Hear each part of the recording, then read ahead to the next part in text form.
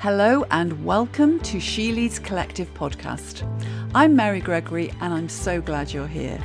This podcast is a space for honest conversations about what it really means to lead as a woman today and how we can all show up with more courage, care and clarity. You'll hear from inspiring women, powerful allies and bold truth tellers who are changing the game, not by playing tougher, but by leading smarter, softer and stronger. Hello and welcome to this episode of the She Leads Collective podcast. And my question today is what does it really mean to be a resilient leader? And how is that different from simply being resilient and pushing through at all costs? Because so many women I work with aren't lacking strength, capability or commitment. They're navigating career headwinds, some internal, like confidence crashes or self-doubt, and others external, like unconscious bias, invisible labour and unspoken expectations, often at the same time. And that's why today's conversation matters.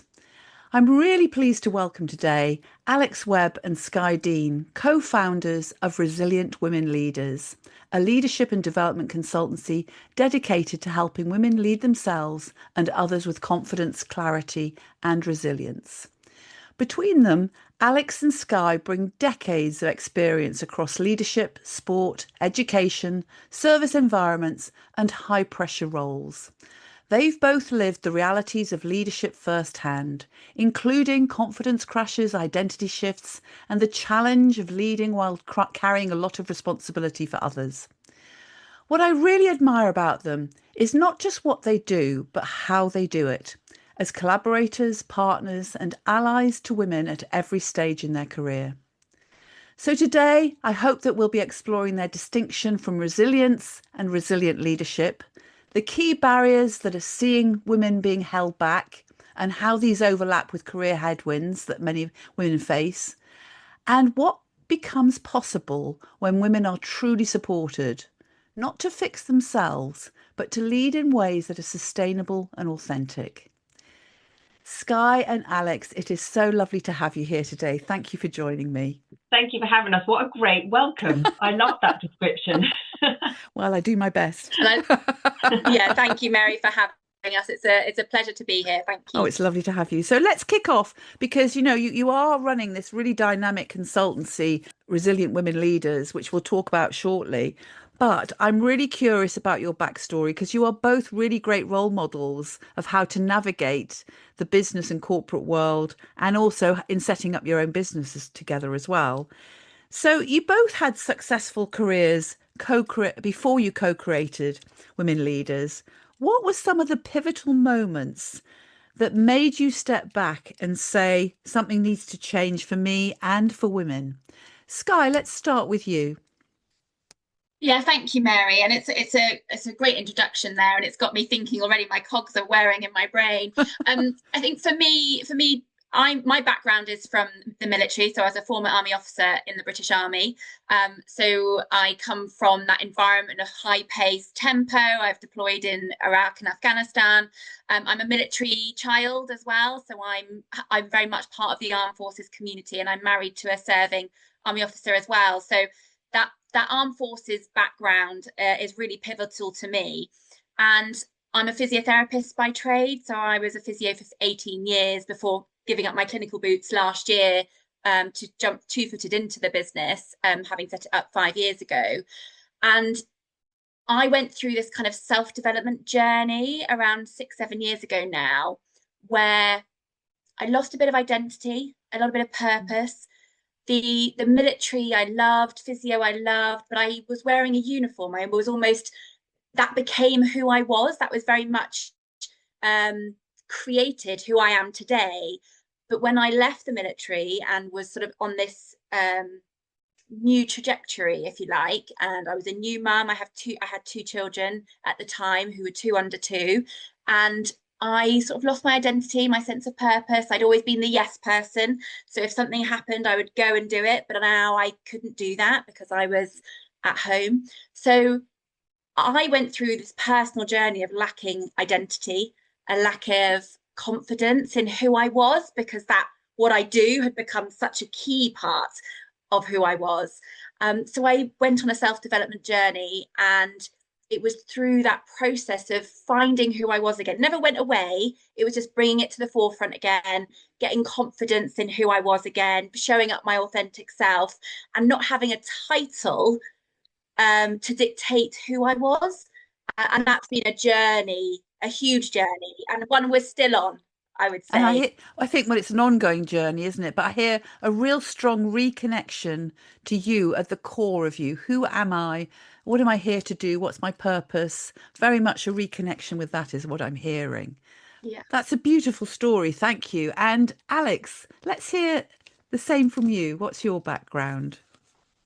My background, like many women and people, we have very squiggly careers. I mean, I started off as a PE teacher when I left university, and it's all I wanted to do. I was one of the lucky ones at 13, knowing, what do you want to do when you grow older? I was like, I want to be a PE teacher, and I knew that. But I got there and realised actually that didn't fulfil me as much as I had hoped.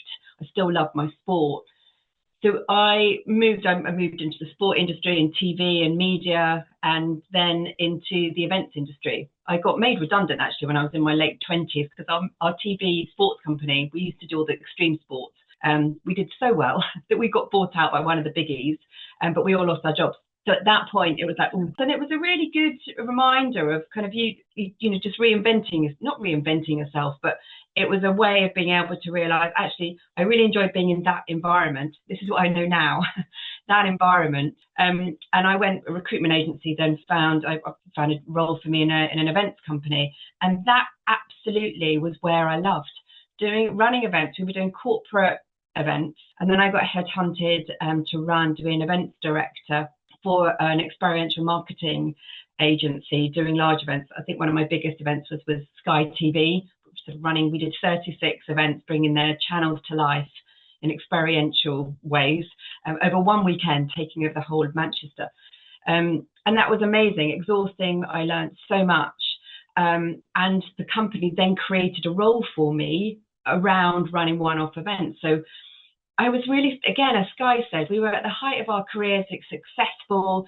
I was on panels, I was in magazines, I was doing this great stuff. And then we stopped to have a family. And I did hand over all my laptops and everything at the end, to say, right, I know I'm not coming back. I can't be a mum and do 14-hour days. And I knew there was going to be a change, which came through my networks. And it was fantastic. I ended up working in entrepreneurship. So I worked with one of the dragons from Dragon's Den, then worked on a government scheme with Entrepreneurs Missions, working with small, medium enterprises.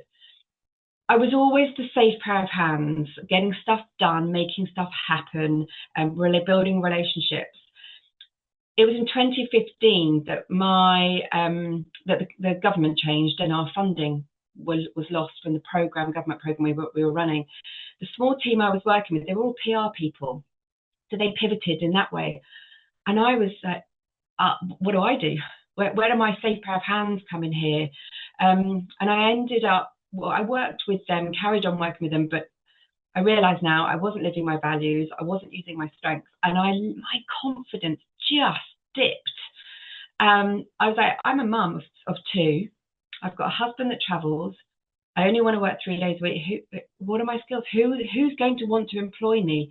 And it took a long time and a lot of late nights and conversations with my husband to realise I just need to remove myself from where I am. And I reached out to my network again, my events network, and the next day I got a job, facilitating and project managing again, which is what I love. But that was my massive dip, and it was during that next kind of stage of my squiggle that I was working with old colleagues and working on the facilitation, leadership, young people side of things. And I went on the same journey as Skye. We started the Resilient Leaders accreditation to become a consultant, and it was I suddenly realised who I was, what my values were, what my strengths were. And I think that was the pivotal moment of, oh my gosh, there's so many women who go through what we are going through, whether it's a job change or maternity or having to leave work or change for carer purposes. And it's like, well, who am I? I've always served others. I've always done what's my purpose. And do you know, I think that's quite a common phenomena for women, that we are brought up, socialized to serve others and to look after others. And therefore it's not I think it's quite common that these stories of losing a sense of ourselves, particularly when you're a new mother, and I can relate to that for my own career when I had my child, and I was a really competent businesswoman at that point, and then suddenly I had this little squealing bundle I needed to look after, and it does make you really question, who am I and what am I here to do? So really powerful stories, and a couple of things I want to just focus on that you mentioned. One is that the next day you got a job via your network. I mean, that is so powerful because, a lot of the programs I do with women, we do a lot around networking, and many women underestimate the power of Oh, their network. And I think it's never to be no, underestimated. That is such a great it's example. huge. And I think I've always said from the age of, well, when I got made redundant, I interviewed in the recruitment to get this job into the events industry. Since then, I've never interviewed for a job. Well, I've interviewed, but I've been connected by an old colleague, a friend, a neighbour, and it's all been. So that's a lot of the stuff that we teach is how do you show up? What's the impact you have? Because the people want to work with you because of the leader you are. So we do a lot of work on networking. Definitely the work I do with young adults. It's who's in your network. Find out, go and explore them. It's a huge part of opening your eyes to what is possible. The types of jobs that are out there that we just don't know exist. It's about taking your blinkers off, isn't it? Is what I'm hearing as well. So, and how did you two meet? So we're Resilient Leaders Consultants, so part of the Resilient Leaders Elements community, and we were both on our own professional development journeys at the time. And part of the RLE community has communities of practice within it, and we met in the Women as Resilient Leaders Community of Practice group. And to cut a long story short, we went out and surveyed as part of that community to go out to women to try and identify what's stopping women reaching their full potential. And we got the data in, we had this amazing framework around the RLE and the work that we do as Resilient Leaders Consultants. And we were the only two that kind of turned up one day to this meeting. And one of the co-founders, Jeremy, said, Alex and Skye, why don't you just start, just do it. You've got these ideas, just start and see what happens. So it really was a bit like that. Whilst our passion was there, we identified that there was a need, that we'd come from very different backgrounds, and we naturally connected really nicely together, and we just sort of jumped in, ran our first program, Renew You, or Regaining Your Mojo at the time. Then we created the 3-month Resilient Women Leaders program, and now over 5 years, we've just celebrated our 5-year anniversary in November. We've been running thank you. We've been running consistently 3 Renew You programs a year and 3 Resilient Women Leaders programs a year. So we're on cohort 17 of RWL and cohort 23 for our Renew You program. So, and what's really fascinating, Mary, is that it was during COVID at this point. So Alex and I had been working together and we co-founded Resilient Women Leaders, but we hadn't met. It was about 18 months after we first started before we actually met face to face, because I was overseas in Dubai at the time. And I came back from my sister's hen do. We met for a coffee in Costa just to go, hi, yes, you are physically Oh my goodness. person. So that is a fantastic example of what is possible just through a virtual connection. Yeah. And, again, that support network of we were all in the room, but, someone's got, it was about taking the initiative, backing ourselves, having Jeremy back us to go, no, we've got an offering, we've got content, we've got our lived experience. Let's bring this to life. And here we are 5 years later. Yeah. A fantastic story. And, you focus particularly on women. So we'll talk a bit more about that shortly. But I'm also curious because when we had our prep call, you were very, very clear about the difference between resilience and resilience leadership. So could you tell me a bit more about what that's all about? So resilience is often, people talk about it as bouncing back or, being able to be pushed through difficult situations. We talk about it as having a coping strategy, being able to adapt, because we know that change is always going to happen. So we need to be able to lead wherever you are on that kind of spectrum between everything's calm, everything's kind of the day-to-day normality, to there's some bit of uncertainty, a bit of change, or maybe we get pushed into a bit of crisis and sometimes chaos as well. As a resilient leader, we need to be able to lead, whether we're leading ourselves or others. And Skye and I always have to say at the beginning, when we talk about leadership, we believe that everyone is a leader because everyone influences someone. So it's not about title, it's the lowercase L for leadership that we talk about. So whether you're leading your family, a friendship group, yourself, a company, a team, we all have to lead up and down this spectrum all the time. So a resilient leader is about knowing, you know what your strengths are. You know what you're not so good at, so therefore surround yourself or bring those people in or ask for support from those people. You know what takes you from pressure to stress, so you understand your triggers, you understand maybe you're triggered by something when you're in crisis and not when you're more able to cope with it when you're calm. So what are those triggers? How do they make you act, and what's the impact on you and those around you? But then how do you rebalance? If you know you're being triggered and you're going from pressure to stress, what are your coping strategies? What are the things that you can do to help you rebalance so that you go back into that sort of high performance, you at your best? So for us, a resilient leader is someone who can do all of that.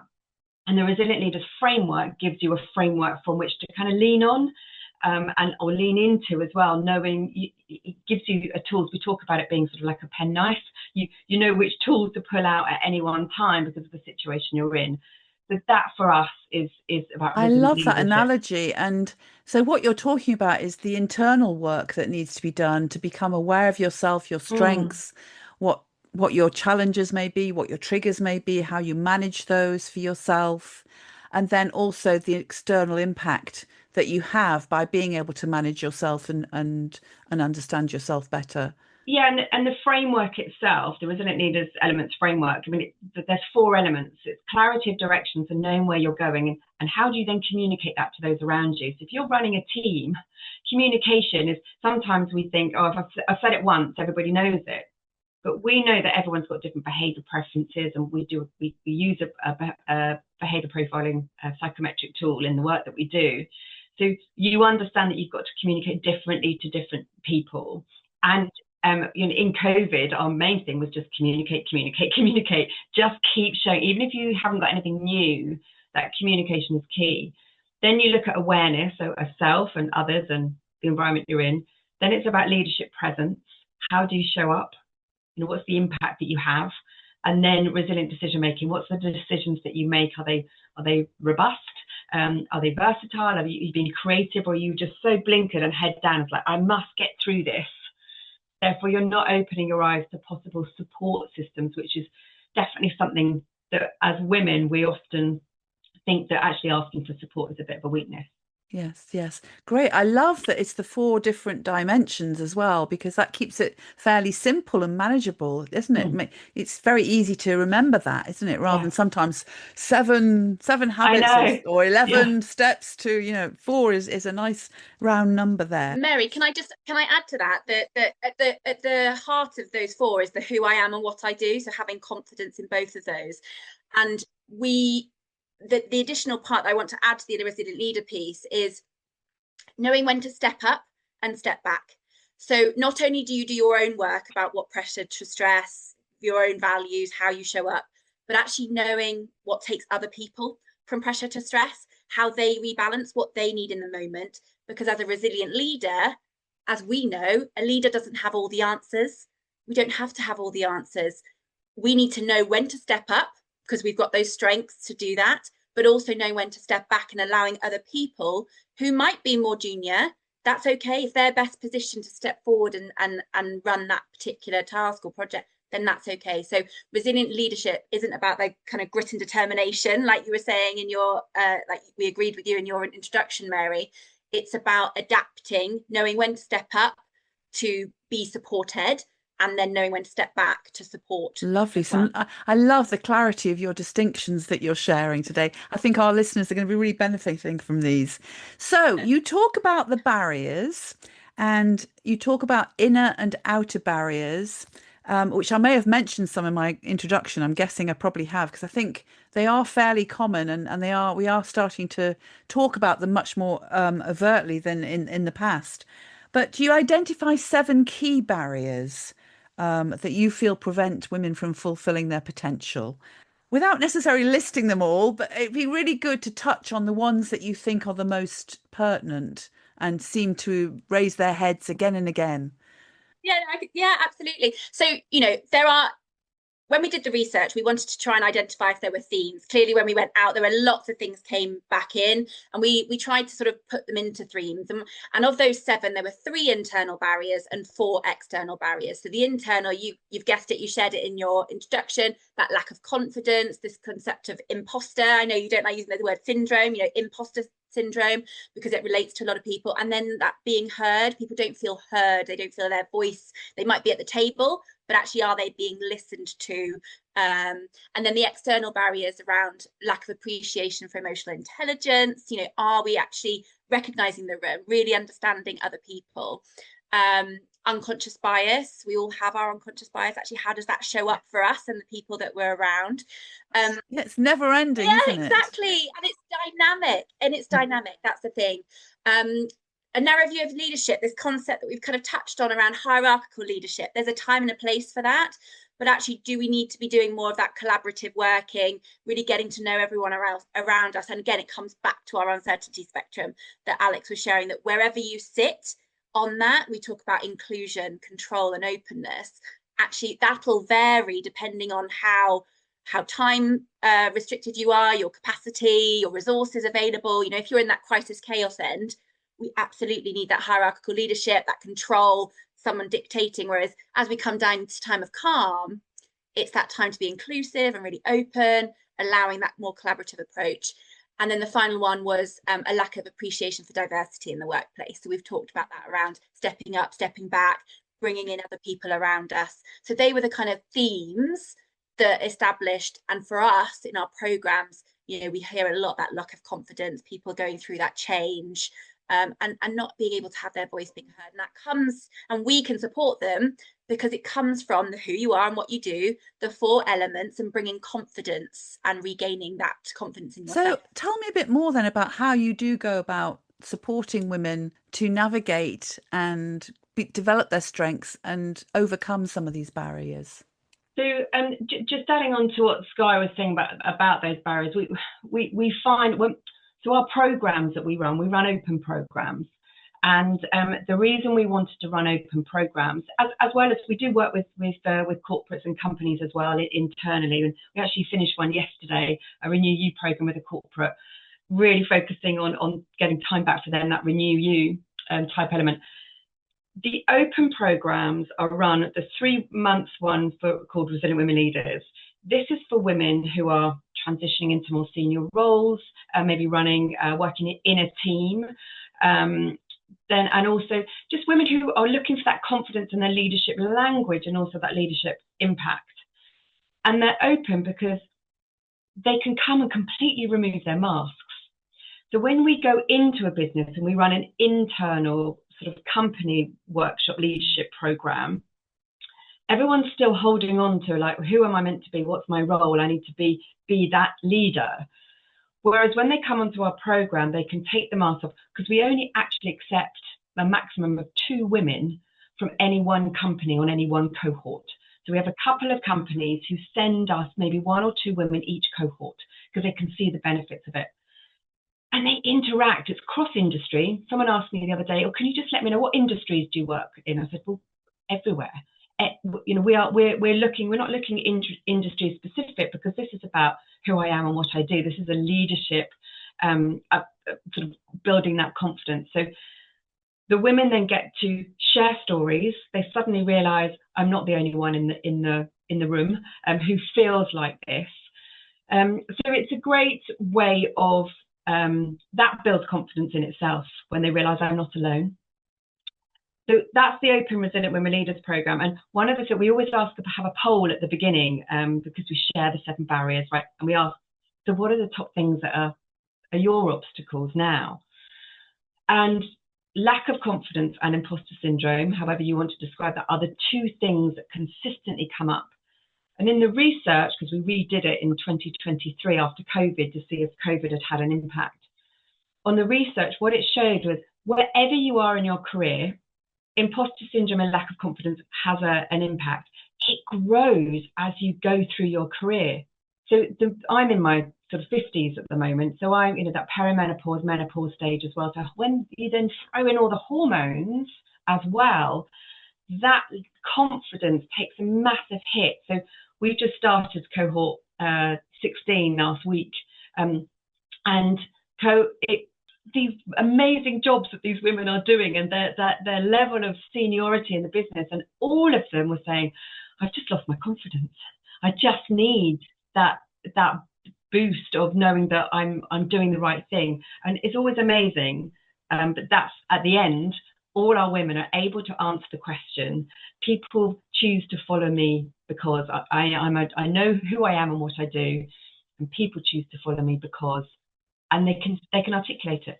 I think what I really love about that is it is a really common phenomena, and it's one of the myths of confidence that people who are successful are always confident, because confidence is one of those things that ebbs and flows. Yeah.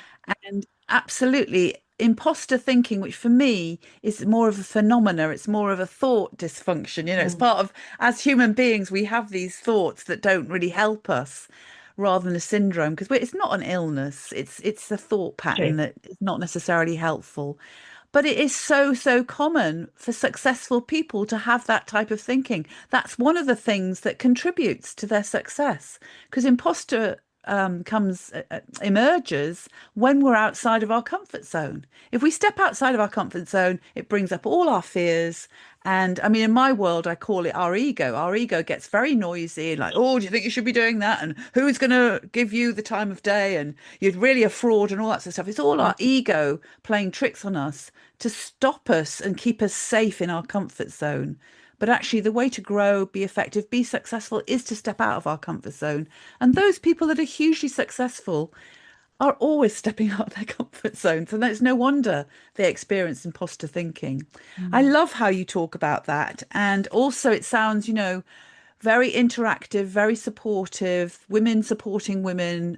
So you're actually utilizing the whole allyship element of it, that we're here to support each other, you're not just out for it yourselves. And that also ties in with the fact that women do tend to be very, very collaborative. It's one of our personality traits. It's how we show up in the world, and again, it's probably how we've been socialized and brought up, because as the main carers, and women still carry 93% of the caring load, we need to be collaborative and to I couldn't have got through school if my neighbours hadn't taken Eleanor at some time or another, or I'd taken their children. So there's all that cooperation and collaboration going on there. These are really, really important elements that we're talking about here. So you've already mentioned the framework that you use. And you're talking about the courses and what your courses are like, but I'd really like to talk a bit more about you both, because you are such great role models in terms of collaboration, partnership, and allyship.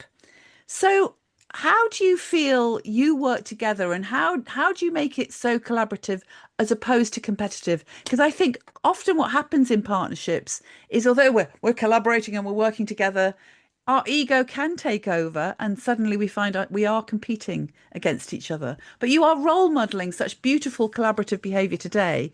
Tell me a bit more about how you've established that. Fortunately, with the work that we do, we talk about values, we talk about what's important to us. Alex and I meet every week routinely. It kind of gets us set up for the week about what we need to be doing. The key there's two key things that I'll share, Alex, and obviously you can add in as well. I think the first thing, once we got our purpose, our mission, we were very clear about what we were trying to do. That gave us then permission to know what to say yes to say no to. We had a really clear identity of what we were trying to achieve. And it was getting that really helped us focus on our energy, on our resources, on supporting each other. And with the weekly check-ins as well, we get to know each other. We know when to step up and support, when to take something on.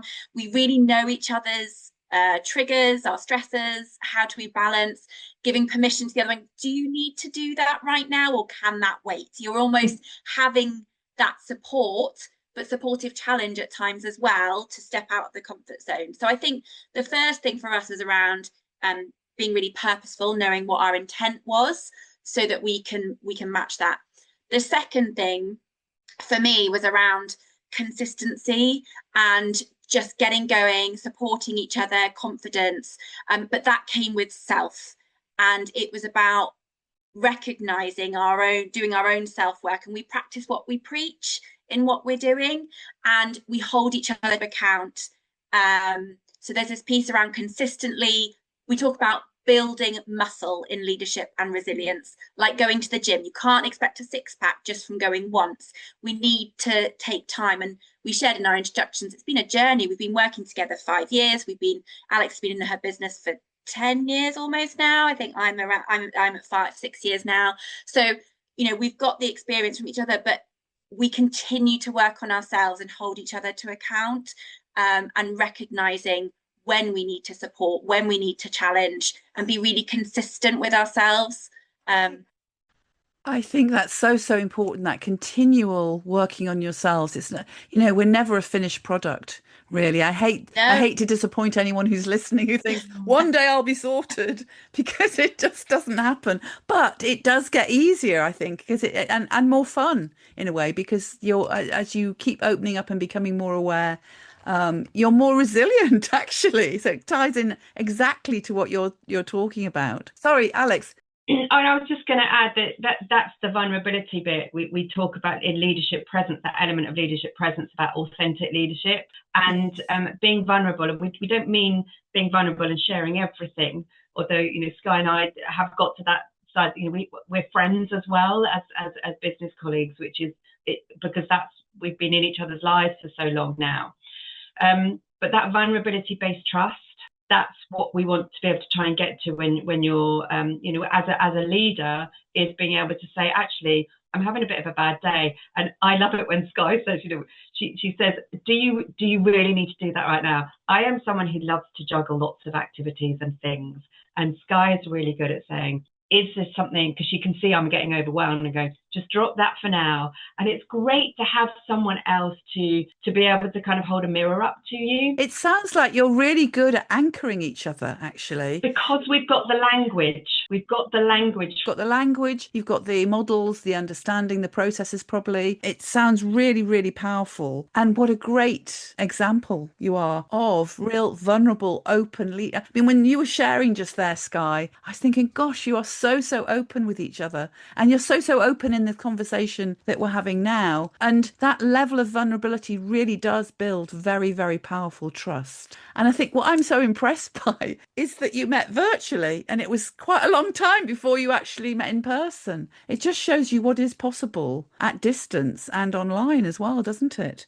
I think as well, if I may, the lived experience, my time in the military, I was quite closed. I wanted to just do everything myself, and I had this sort of bravado of wanting to do. And when I look back in hindsight, right, hindsight's a wonderful thing. If I look back now, actually, I didn't know what was stressing me out. I didn't know. So having gone through that lived experience and recognizing that I need to look after self, that I need to be doing these things, then you can support and offer ideas, tips, tricks, and so by no means has that always been the case, and we have to hold each other account even now, because it doesn't necessarily always come naturally. But I think it's that lived experience for both of us, and we look back in hindsight now and go, that didn't work because of X, Y, and Z. I hear that integrity is a really important part of your relationship as well, and that holding to account, and that really strengthens the way you work together.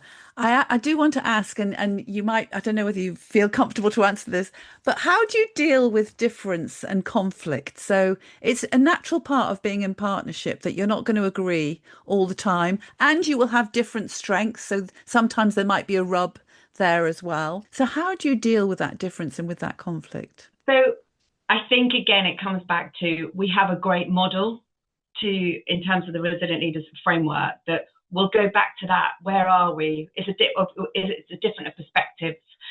We go back to the purpose. Hang on, what are we doing this for? Where are we going? And I think, again, like anything, vulnerability-based trust, if you think about trust is at the bottom of your pyramid, if you have vulnerability-based trust, I do a lot of work with teams and team dynamics and dysfunctional teams, that trust has to be there first so that you can have healthy conflict. Now, conflict is a great thing because it means if we look at the element of resilient decision-making, you need to have different perspectives, different ideas, different ways of looking at things. And because if you are moving from pressure to stress, you can be a little bit focused and blinkered about what's going on. But if you understand the benefits of having other voices to help widen so that the decision that you make is more robust, more creative, more flexible, you're still getting to your North Star, but you're doing it in a way that's probably more, it's more likely to work because you've had those different perspectives in there. So we share it, we discuss, we listen. And I think that is a huge part of the trust side of things, is listening to the other's perspective, being curious. Okay, let's work that through. What would that look like if we went down that route, right? Would it look like if we went down this route? Again, as you mentioned earlier, Mary, remove your ego. Remove your ego. You've got a purpose. You know your values that you're working within. And I think that allows you to have healthy conflict, which means you to set commitments. You hold each other to account, and then you get the big result. That's kind of looking at a Patrick Lencioni kind of leadership functional team model. Yes, I love that. And I use Patrick Lencioni as well. But I think you are such great role models of leaders that are leading in integrity and that are leading, because we all have ego. We can't get rid of our ego. It's part of who we are, but we're able to navigate our ego and each other's egos in order to manage those differences. Great examples.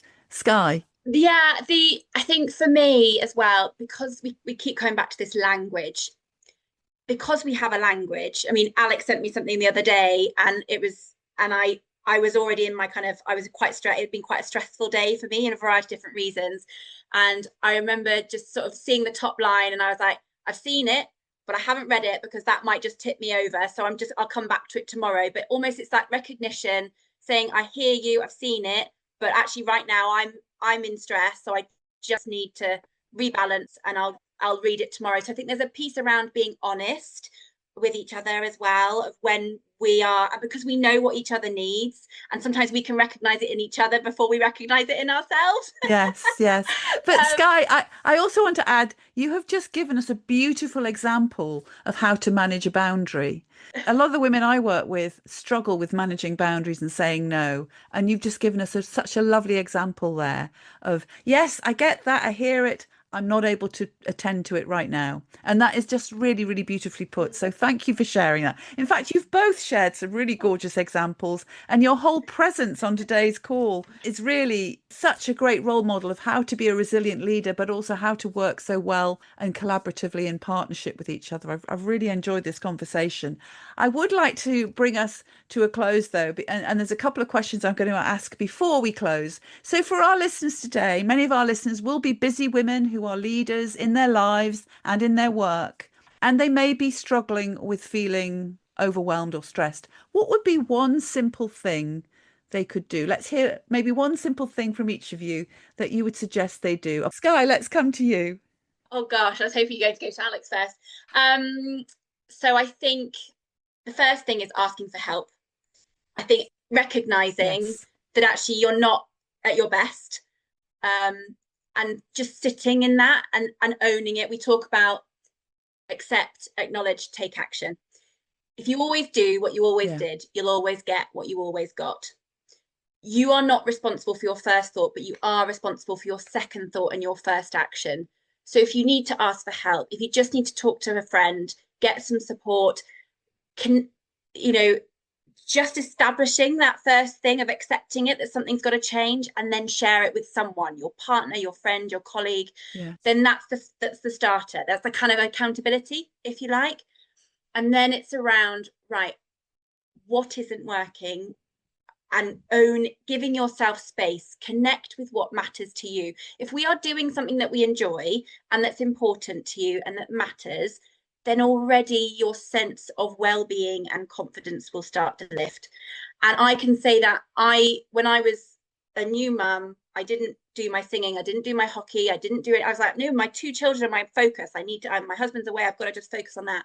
When I just gave myself that space to go to choir rehearsal and start realizing that music was such a key part of my resilience and resilient leadership, starting to look after self so that I can be a better mum then, and a better friend and wife and all the other things, that actually that for me was, so I think the first thing is accepting it, that something's got to change. But if I can, the second thing is find something that you enjoy that just brings you joy and satisfaction. And then it's a small steps from there. You've given us several things there, which is wonderful. So support, accepting where you're at, and then doing something that fulfills you, that you love. One final word from you, Alex. I was going to say what Skye mentioned in terms of putting yourself at the top, further up the list of self-care. But if I look in terms of it on a leadership side of things, I would say it's around trying to understand what your strengths are. If you can name your strengths and what you're good at and what you bring to the table, you can say that. We talk about a strength mantra. You can say that strength mantra, this is what I bring, this is why I should be in the room. If you can do that, when that imposter thinking comes out, you've got that sentence to remind yourself, push that back into the back of your head. Yes, and that allows you to step through that fear, because we know that on the other side of fear is courage. So that, sort your strength mantra out, understand what you bring to the world, and that will stop that imposter thinking. Lovely. So, I really love all of this, and you have brought today such energy, such joy. Actually, this has been a really joyful conversation. I really think what you're setting out and what you're doing in the world, the contribution you're making is so fantastic for women who may be struggling with their resilience, who may be feeling stressed and do want to get ahead in their careers. So I wish you every success with that. When is your next programme starting? So end of April, we have our next Resilient Women Leaders, our 3-month programme starting. So we've got a few spaces left on that. So that'd be great if people wanted to come and join us. And then beginning of May, I think, is our next Renew You programme. So we run them consistently, January, sort of end of April, May, and then September for both the programmes. So we'd be delighted to have and welcome any of your listeners. Yes. And how can people connect with you? So you can connect with us through our website, resilientwomenleaders.com, reach out to us on email, hello@resilientwomenleaders.com, Resilient Women Leaders on LinkedIn, Resilient Women Leaders on Instagram. But you don't have to wait for an open program. We run one-to-one coaching, we do lunch and learns and run masterclasses. So reach out. That's the first thing. Accept that you want some support. We're here to help you. You're not alone in this journey. And we'll find the best way to support you going forward. Thank you so much for coming. It's been so lovely to have you here. Thank you. Thanks, Mary. Thank you, Mary. Thank you so much for listening to the She Leads Collective podcast. If this episode resonated with you, follow the show or share it with a friend and leave a quick review below. Or leave us a comment. Change happens through conversation, so let's keep this one going. Listen out for the next episode and join me as we keep lifting the lid on the stories that matter. Take care and keep leading with heart.